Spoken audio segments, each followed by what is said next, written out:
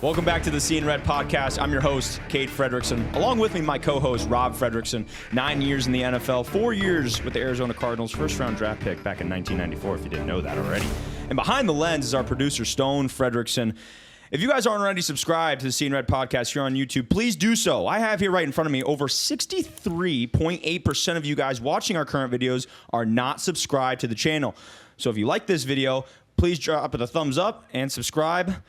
Pops, what's the mood in the room? Oh, man, the mood is awesome. 1 week closer to the end of preseason. Let's do it. Yes. You know, just 1 week closer. Got one more game against Green Bay Packers. Go up there and do a joint practice with the boys, so that'll be great. Obviously, we got to talk a lot about the Dallas Cowboys game. Most definitely. Cardinals getting back into State Farm Stadium. First game back in the home field. That was nice. I was out at the stadium. That was great to be back in State Farm Stadium. But a lot for us to uncover with everything that happened in that game and throughout the preseason. But before we get to that, a quick note about our sponsor, Desert King Windows, a sponsor of this program. Hey, I talked to Jason this week, the owner of Desert King Windows, and he's so fired up about our podcast, about the Seein podcast, about the Arizona Cardinals season. He asked me if he could do something for us. He wants to give away a front entry door. Come on. Yeah. Serious? I don't know what those cost. I got to imagine they're thousands of dollars. It ain't cheap. But, yeah, so Jason at Desert King Windows wants to give away a front door. We're going to have to figure out, what we're going to do for our subscribers to give away that front door. But We'll come up with an idea real quick, and we'll get that out to you guys. But, hey, it's the Door Days event at Desert King Windows. And right now, 30% off custom front doors and security doors. If you don't want to wait around and hope that you win that front door, you can go and get it at desertkingwindows.com, 30% off. Just mention the Seein podcast for an additional 5% off. That's Desert King Windows. We knock out the weather. One more thing. Yeah, I was just standing here talking, and I couldn't help but notice these massive arms of yours, Cade. They look like they each... You like it? Well, they look like they each swallowed an airbag. I mean, pretty good, isn't it? Absolutely massive. How do you get so big, Cade? Well, Pops, I eat a lot, but most importantly, I train a lot and I sleep a lot. And that is the number one secret to muscle growth. It's the recovery. And there's no better recovery than getting the best sleep ever on the best mattress ever, and that's Brooklyn Bedding, okay? Brooklyn Bedding is one of the few mattress brands endorsed by American Chiropractic Association for spinal alignment and back health. 12 Valley locations or online at brooklynbedding.com. Brooklyn Bedding, designed in Arizona, built for America's dreams. Hey, we got so much to get into today with the Arizona Cardinals and the Dallas Cowboys game. We just don't have any time to do an ad read for Tim Hovik SanTan Ford. So it just, on behalf of the Seein podcast, we want to apologize to Tim Hovik SanTan Ford. We're not going to be able to do an ad read for Tim Hovik SanTan Ford. So, we got a lot to get into, and obviously Tim Hovik SanTan Ford are huge supporters of the Seein podcast, and they are proud partners of the Arizona Cardinals. So, this cancellation message of Tim Hovik SanTan Ford, we're not going to be able to do that ad read, is actually, in fact, sponsored by Tim Hovik SanTan Ford. So, with that, let's get right into preseason game number 3 for the Arizona Cardinals, Cade, and the Dallas Cowboys came into State Farm Stadium, and the Cardinals finally got their first game back home. What'd you see? What'd you take away from that game? I think if I had to, I'm going to be really honest here and come up front with it. I think the word I would describe is just a little sloppy. And what I mean by sloppy is, after the first 2 showings of this Cardinals offense, I'll just go with the offense first. It's been shown that this could be a potential top 10 offense if healthy in the National Football League this year. It's well ran by Mike LaFleur and his experience, but even with not even the full starting groups executing this offense, it looks flawless. But then you noticed last night a lot of mental errors that just, that drives coach up a wall. I love how fired up he gets about the penalties. And then on the defensive side, I mean, this is what, my third week on the bender of being on the defenses, you know what? And I'm going to stay on there, you know what, because it's got to get better. It's got to improve. I don't care that it's preseason. It's what we got in front of us right here, right now. It's simply not good enough. It's simply not good enough, and it's on all aspects of the defense, from the coaching to the players. I don't care if they're backups or third strings, and just maybe even the scheme, but I want to hear more about that from you. Yeah, I'm going to reserve full judgment until the regular season because, in fact, it is preseason. Yep. I know you said that shouldn't matter, but it does in many respects. You're right. The starters weren't playing on offense, but there were several key players that were playing on defense that are, in fact, starters or starter adjacent. Yep. Guys that are rotating in there. D-Rob, you had Robinson in there. You had Dante Stills. B.J. Ojolari was playing. Sean Murphy Bunting.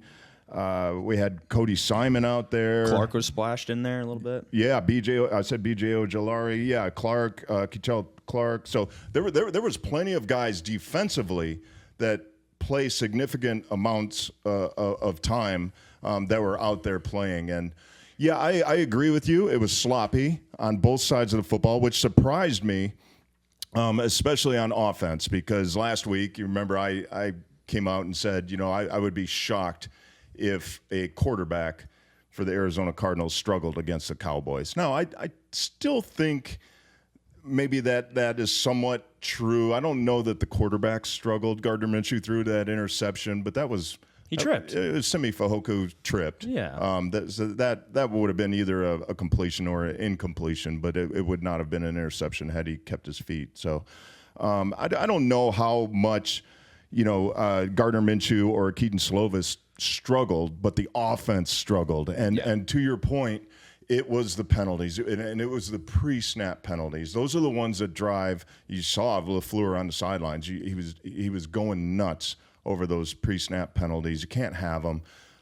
You did have a lot of holding penalties and some offensive pass interference. So some of those drive killers that they had, they were moving the football offensively. Oh, yeah.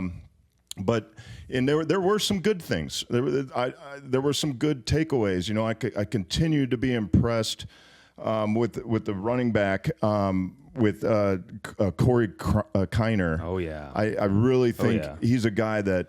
Maybe he's not the most gifted. He's not the biggest guy. He's not the fastest guy. But, man, he takes one step, plants, and he gets vertical. He gets downhill, and he's going with bad intentions. And you saw that against the Cowboys. So I really like the way he was running. Offensive line, it's a mixed bag. I really think when you get beyond the starters and a couple guys after that, John Gaines and maybe a couple guys after the starting five, it kind of there's a steep drop off, and you saw that against the Cowboys. I think there's going to be an ongoing tough decision to make at wide receiver. I know we'll talk about that later and who we kind of envision being that final wide receiver room. Yeah, but again. I think there's that common theme, though, that the defense is continuously behind the offense this preseason, and that continued against the Cowboys. The defense struggled. A lot of it, in my estimation, was on the back end. Coverages were not crisp. Players were in the wrong positions.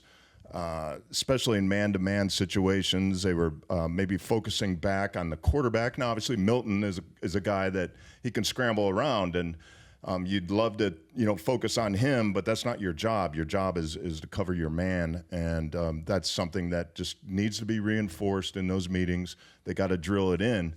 But overall, it was a really sloppy game, I think, both offensively and defensively for the Arizona Cardinals. I do want to, before we move on, I do want to mention one tight end that you actually had me kind of keep my eye on as we were watching the preseason game was, let me pull him up, was, I'm going to... Fairweather. Fairweather. How do you pronounce that first name? Boy, I don't know. Rivaldo. Sure. Say it with confidence. Sure. Rivaldo Fairweather. Besides the amount of penalties that this guy can take on himself, I'm loving what I'm seeing out of this cat. We don't know how Tip Ryman's, status is going to be going into this season, right? And we know Trey's obviously tight end number 1, and we don't know kind of if Higgins is maybe having some potential competition now with Fairweather. What are your thoughts on Fairweather, where he kind of places in that tight end room, real quick? There's a lot of things to like about him. I think he's aggressive. I think he's a big, athletic tight end, great target.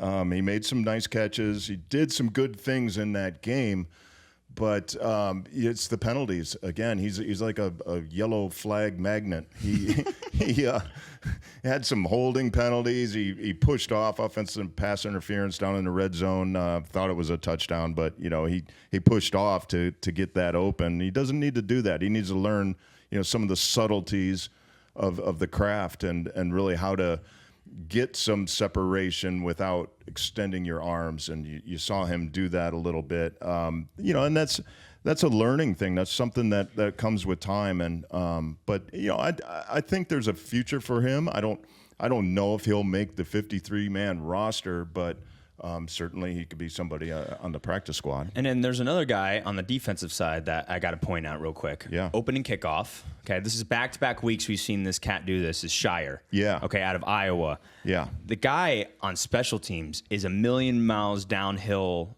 all-out, aggressive, I'm going to get the guy with the football. I love it. Now, on the playing linebacker is a little roll of dice, but a little dicey, but I'll tell you what, special teams cat right there. Well, that's how you get noticed in this league, and that's how you make a roster is on special teams, especially a first-year rookie guy, a late-round draft pick. That's how you make a team is what you do on special teams. He's never going to be in a game playing linebacker. If he is, we're in trouble. We're in deeper trouble than I think this defense is already going to be in.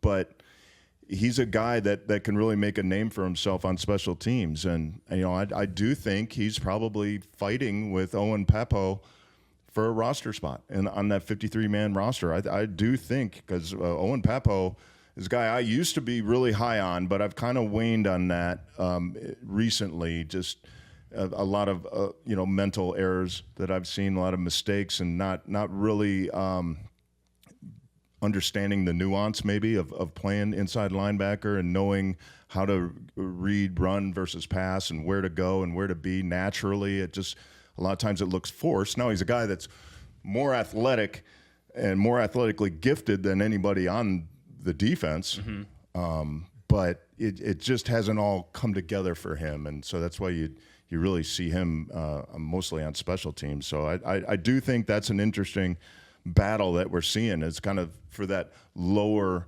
half of the inside linebacker room. All right. It's time for Stone Cold Locks with our producer, Stone Fredrickson. This segment is brought to you by Desert King Windows. We knock out the weather. Stone, lock it up for us.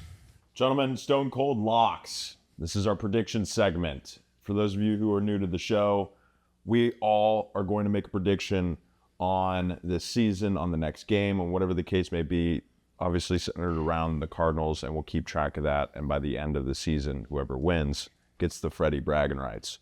So my Stone Cold Lock is that Chad Ryland gets cut before the end of the 2026 season.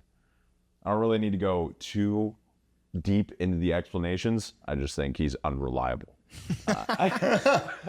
Yes. I miss the good old days where we had Matt Prater. Braids. And he was just automatic, Mr. Automatic. Who knows what he was doing there on the sidelines? Sure. But whatever he was doing, it was helping his case. Nail gun. But Chad Ryland, on the other hand, I mean, hitting the uprights, we're not even hitting the net. I mean, let's lock in, let's tighten the dispersion, and let's put some points on board. But he's not going to do that, and he's going to get cut. Okay, that's a good one. My Stone Cold Lock is this defense, and I'm going to make this hard on myself. This defense by the end of the year will be a bottom 5 defense in the league. And here's why I say that. I take no pleasure in saying that. Sure. Obviously, but I look beyond Walter Nolan III, Josh Sweat. We don't even know what's going on with him. Right. That's a major concern.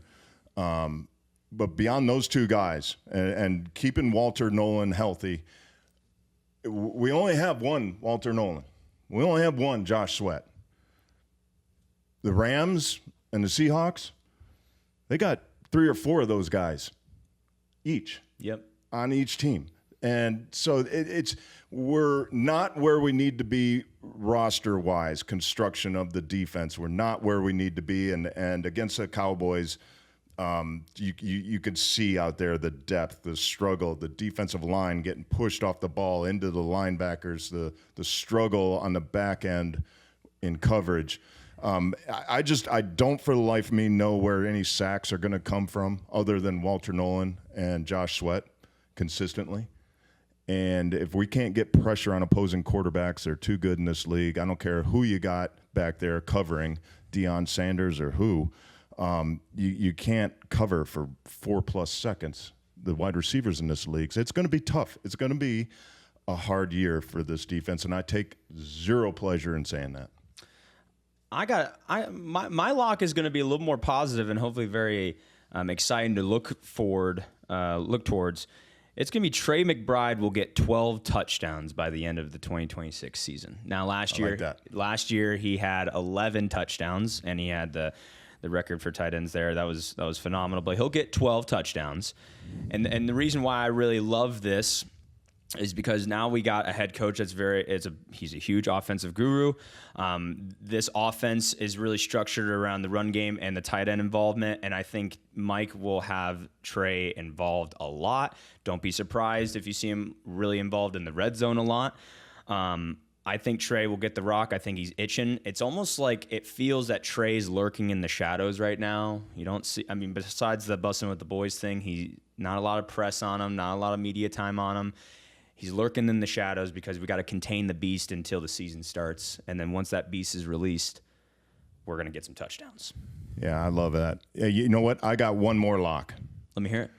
It's me getting a solid 8 hours of sleep tonight on my Brooklyn bedding Aurora Lux. Need it. Cooling mattress. I love it. I love it so much. I love going to bed. I just can't wait. Look, Brooklyn Bedding designs and assembles every mattress right here in their Arizona factory. No middlemen, no gimmicks, just top-tier quality, honest pricing, and real American craftsmanship for a better night's sleep. 12 Valley locations or online at brooklynbedding.com. Brooklyn Bedding, designed in Arizona, built for America's dreams. I also want to shout out our boys over at Desert King Windows, headquartered in Phoenix for 25 plus years. They're family owned and operated. They provide free, no pressure in-home estimates. And it's the Door Days event, like you mentioned earlier, 30% off custom front doors and security doors. Make sure you call our guys over at Desert King Windows, 602-603-KING, or desertkingwindows.com. Mention Seein podcast for an additional 5% off. Desert King Windows, we knock out the weather. When I canceled the Tim Hovik SanTan Ford ad read earlier, I failed to mention that they were right on the corner of the SanTan 202 Freeway in Val Vista in Gilbert. That's Tim Hovik's SanTan Ford. I also noticed you're wearing a shirt. You like it? I love it. Pretty nice, isn't it? You look like you're about to go sell an F-150. I mean, whatever you want, I can provide it right here, right now. Let's just go grab the keys and take it for a spin. You're hired. Come on. Let's go, Tim. Nat, Tim, get this guy hired over there. Tim Hovik, SanTan Ford, we love them. Obviously, they're great supporters of the Seein podcast and proud partners of the Arizona Cardinals. So I'm sorry I failed to mention that earlier, but Tim Hovik's SanTan Ford, everybody. Now it's time for a temp check. Oh, yeah. You ready for it? Let's go. Okay. It was hot, man. I walked from the parking lot to the State Farm Stadium, and, man, was it hot. And I kept saying to myself, I can't believe I used to play in these preseason games and early games of the year in September in Sun Devil Stadium. Whew. Oh, it was so dang hot. But, man, it is nice when you get in there, that air-conditioned State Farm Stadium. But Anyway, let's look at a temp check here. Let's get and Stone, I want to get your take on this too.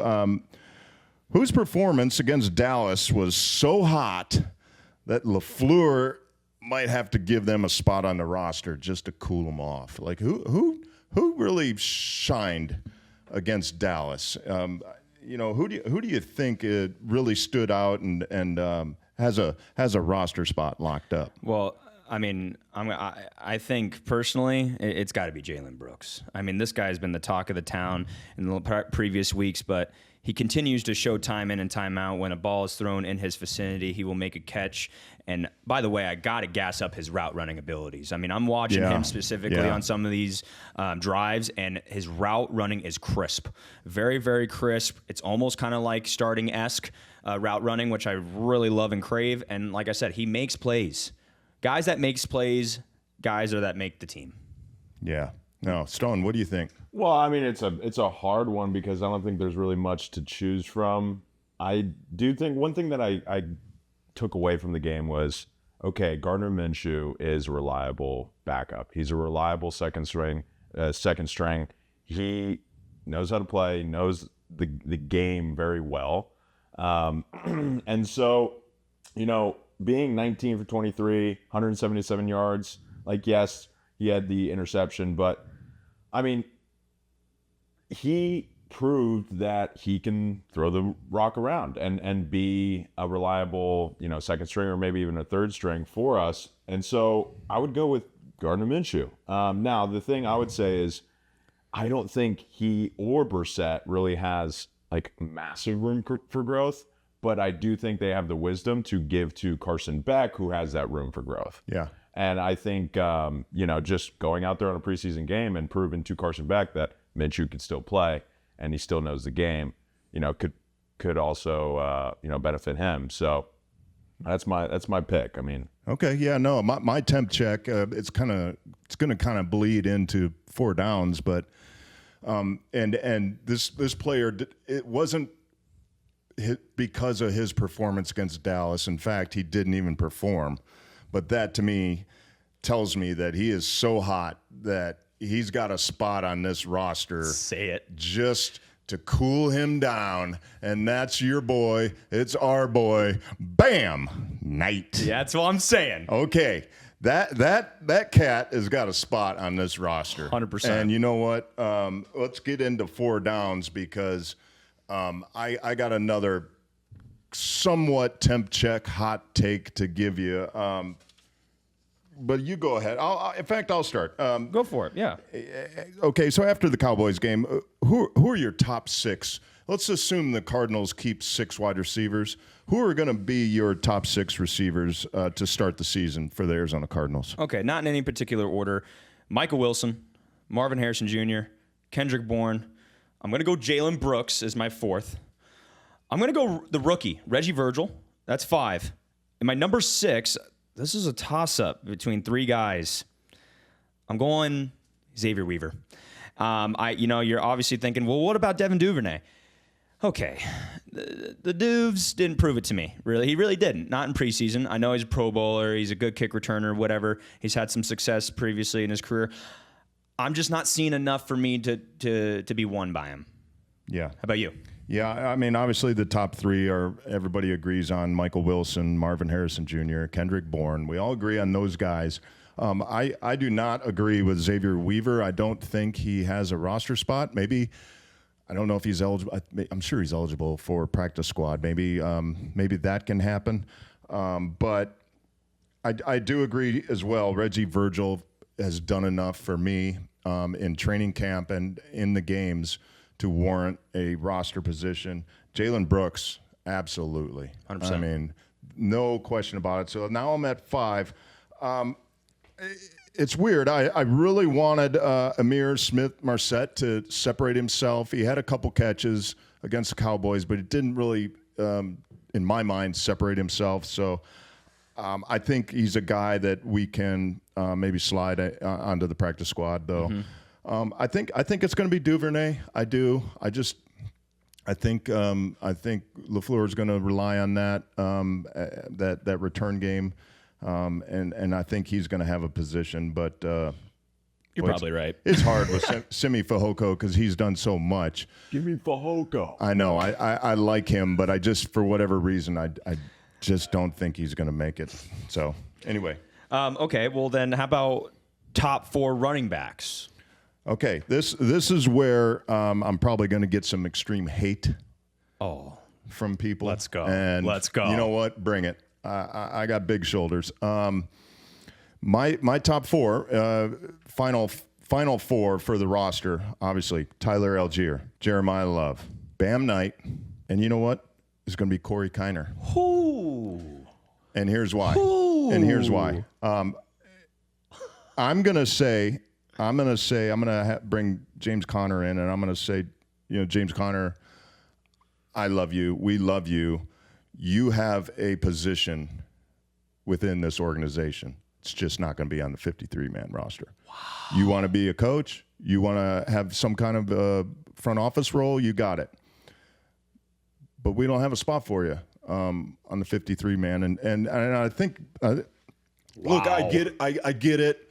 Everyone's discounted him repeatedly. Everyone always counts him out. He always he's a fighter, and he's the heart and soul of this offense, and he's a captain, and all these great things about him. And I believe all these great things. I do. I believe all these great things in him, but I need a guy that's going to play from day one on this roster. That's a roster spot. We only have 53 of them. I can't have one for a guy that I don't know if he's going to be playing. I don't know how much he's going to be playing. I'm not going to be spending that much money on a guy that is not going to be a key contributor on special teams. He doesn't play on special teams. And to give guys a blow when needed in the regular downs. So it pains me, but James Conner is not going to be on the 53-man roster if I'm running the show, which I'm not. And they've never even asked me. And again, these are just my opinions. Chill out. Trey Benson, no. I'm sorry. It's not happening. So as soon as he's healthy or whatever, if we got to do an injury settlement, fine. But he's not here for the 53-man roster. Oh, I need to see these comments after what you just dropped. That was awesome. My 4 running backs, it's going to be straight up. It's going to be James Conner, okay? It's going to be Tyler Algier. It's going to be Jeremiah Love. And it's going to be Bam Knight. And it's going to be those guys. And, I wouldn't say that 3rd spot is going to be up for contention because Bam has really proven his worth. And that's, to your point, getting sat last night versus the Cowboys kind of proved that. Yeah, Trey Benson, full sell, hard sell on him. So you're going to potentially have James Conner be RB4. Then he's never going to get on the field, and he's never going to do special. He's not a special teams guy. So why are you keeping it? You're paying a guy $5-6 million to be a locker room guy. See, but here's the thing: that's not what we're going to be using James for. Mike's smarter than that. Mike is going to be using James in key scenarios where James is going to shine the most, where we know we can keep him fresh. He's going to get 3 to 5 yards per carry just because of his experience and his body type, his physicality, right? Or he's going to really power through that goal line in the red zone. Listen, he's going to be 3rd and 1. He's going to be situational. Yeah. He's going to be 4th and inches. That's where his role is going to really shine for us. And you know what? If he's doing that and he feels fresh for a couple more downs and then take him out, that's fine. But we have enough talent in this room to sacrifice. I'm a Corey guy as well, Pop. I really am. He fired me up versus the Cowboys. And look, I have zero hate for James Conner. I love him. I love everything he's about. But running backs don't get better with age. They just don't. And it's rare. And he hasn't played in over a year. I hear you. Would you say David Montgomery got better? I would also say Saquon Barkley may have gotten better. They just don't. I mean, historically. On average, you're right. They don't. They don't. You can always find somebody that has an outlier season. Okay. But, that's – it doesn't happen. He's on the wrong side of 30, and he's coming off of a devastating foot ankle injury that we don't know what he's capable of. We haven't seen him. We haven't seen. Yeah, we haven't seen Trey Benson. Look, we haven't seen Tip Ryman. I'll meet you in the middle with Conner. Let's say this is if we're getting close to the road with him last season. Then last season. If he can't prove the worth and he can't be what we're looking for, I'll meet you in the middle there. Fair enough. Let's move on. All right. All right. So with the joint practice with the Packers, would that be enough to have the team ready to go week one? No, I think it's going to be the game. It's the practice isn't going to be enough, and that's just because I think both sides are still going to be conserving things until the game starts, scheme-wise, both offensive and defensive. I would assume. I know you would know that more than I would when you had joint practices back in the day, but I just don't think practice is enough. Now, it's good to get prepared for that last preseason game, but that last preseason game is going to be kind of that final sentence to our story and to see how we're going to be going into the season. Yeah, I just don't see the starters playing in that final preseason game, and Carson Beck really needs a lot of reps, both in that joint practice. He needs to be QB2 in that joint practice. Sorry, Minch, you're going to have to take one for the team on that one. We need Carson Beck going against the Packers, going against people that he's not used to and accustomed to seeing every day. And that's the real benefit of the joint practices. I'm surprised teams don't do more of them throughout training camp. They are very beneficial. Guys love to hit players that they don't know anything about, that they're new, they're fresh. You learn so much about your own teammates when you're going against them every day in training camp. You know their little idiosyncrasies. You know what they like to do, how they like to do it technique-wise, how they like to run routes, how they like to block or pass rush. You get accustomed to what these guys are doing, and it just kind of not becomes unfair, but it's like cheating almost. You see like the Saints and the Cowboys joint practice, they get in these big scuffles, right? Yeah. When you were playing and you had joint practices, were there big scuffles? I know there weren't probably TVs on those cameras rolling on those practices, but did you have any like kind of hidden gems on stories like that? We used to practice a lot. We did joint practices. We did them a lot when I was with the Raiders. We did them with the Dallas Cowboys a lot at this junior college, or maybe it was a religious Catholic school in Austin, Texas, small school. And we were practicing one day, and Leon Lett was a defensive lineman for the Dallas Cowboys, and our center was a guy named Don Mosbar. And they went at it. It was a big brawl. It was a bench-clearing brawl in practice.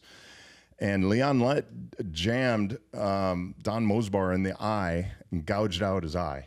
Stop. Lost his eye. Oh, come on. Never played football again. They had to bring the ambulance out there onto the field, and he absolutely physically lost his eyeball because of that, one of those scrums. So, yeah, you can get injured fighting in football. Oh, my gosh. Yeah. Well, okay, assuming that everyone's healthy, especially Carson Beck. Yeah. How much playing time do you think we'll expect from Beck in the final preseason game? I think a half. I think is fair. I don't think, I think maybe it's either him for a half and then Slovitz or maybe Minshew, and maybe those guys split it up. But I really do think he needs at least a half. Guys, if you made it all the way to the end of the episode, we really appreciate it. If you enjoyed this episode, please hit that thumbs up button. If you're not already subscribed to the Seein podcast here on YouTube, please do so. I'm checking my paper again. I got an update. Over 74.3% of you guys that are watching our videos are not subscribed. We got to change that right now. Hit the button. It's nice and free. And comment down below what your guys' thoughts on Dad's top 4 running backs making the team. This is going to be interesting. We want to hear your guys' comments down below, and we'll see you in the next one.